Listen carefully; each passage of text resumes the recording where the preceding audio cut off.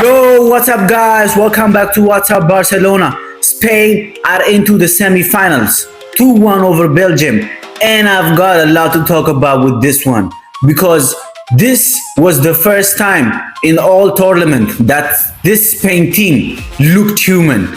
They considered their first ever goal in this World Cup tonight. Their clean sheet strike is finally over, and yet they still found a way to win. And honestly, that might be the most impressive thing they have done in all the tournament. Let me break it down for you guys.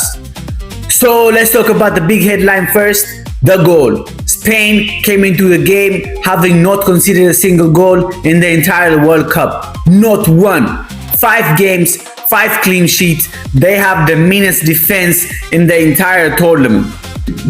And tonight, Charles Di Ketelaere finally broke that wall down for Belgium and equalized in the first half. 1-1. And you know what? I actually think this is a good thing for Spain. Hear me out. Because a team that has never been behind, that has never been tested, never had to respond to adversity, you do not know how they will react when it finally happens. Well, now we know. They conceded and they did not panic.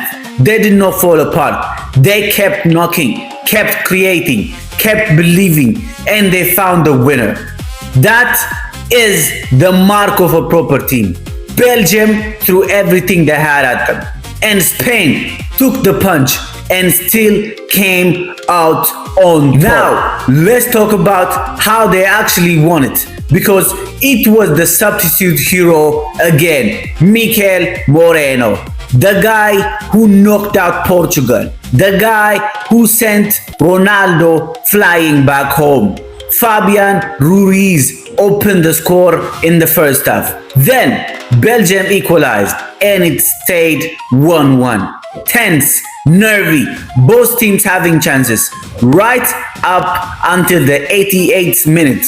And who pops up? Mikel Moreno off the bench again, just like against Portugal. Pau Cubarsí has a shot. The Belgian keeper spills it, and Moreno is the first to the rebound and buries it 2-1. 88 minutes, dagger in the heart. And I love this about Spain. The depth their game changes off the bench. Moreno has now scored winners in back-to-back knockout games as a substitute. This is a squad so deep that the guy finishing games for you is a substitute. That is frightening for everyone else left in this tournament. People are saying France this, France that, UK this, UK that, but let me tell you one thing, the unpredictable teams will have a good chance to win this World Cup. Spain look consistent. Argentina are shaky, but they have the chances to win this tournament more than France.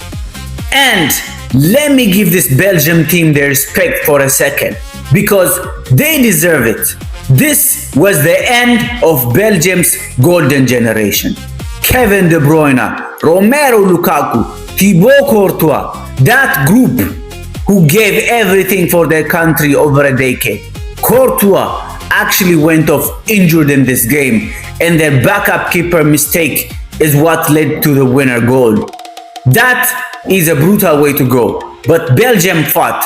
They hung in there until the very end. Respect to them, a golden generation that have never quite got a trophy, but gave us incredible football along the way. And here is a stat that shows you how good Spain win really is. Belgium came into this as the joint second highest goal scorer at the whole tournament with 14 goals, only behind France. Spain shut down one of the most dangerous attacks in the competition and still won. This is a statement. I'm telling you again, Spain have solid defense.